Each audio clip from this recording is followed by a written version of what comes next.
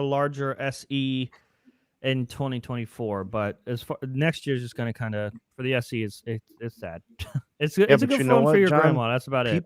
People lied though, John. They said give us a smaller phone, give us a mini. People lied. They didn't buy it. They didn't respond to it.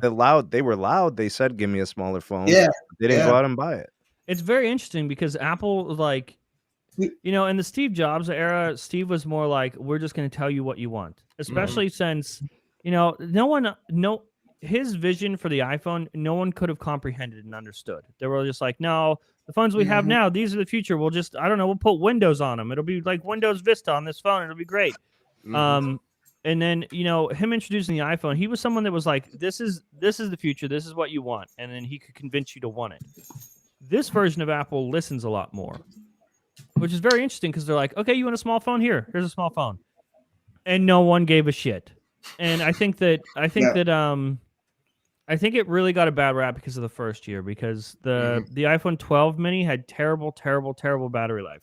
They fixed that this year, with the iPhone 13 mini, but the people that took a chance on the small phone the first time got bit in the ass because the battery sucked. And even though the new version of the 13 mini has better battery. Wait, there's a 13 mini? Yeah, there's a 13 mini. You didn't know that? What? Bro, I'm telling you, I can't believe that these phones are in production. Nobody buys them. I've never seen one. The 13 mini is significantly better with battery life. Like the main issue that was the main problem that the mini device has is fixed. But the problem is everyone got a first impression from the 12 mini and the battery sucked on that. And they probably don't even know that the battery life has improved. Yeah, but John, the entire lineup has incredible battery life now. Yeah.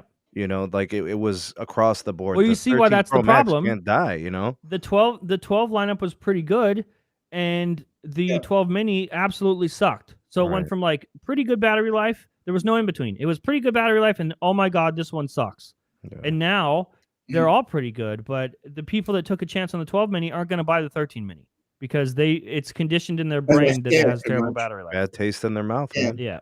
Yeah, bad taste. And it's hard with consumer perspectives because when you're trying to win back, you could make as many improvements as you want, but once they know something that they won't like, they won't go back to it again. $700-$800 is hard to just like try again.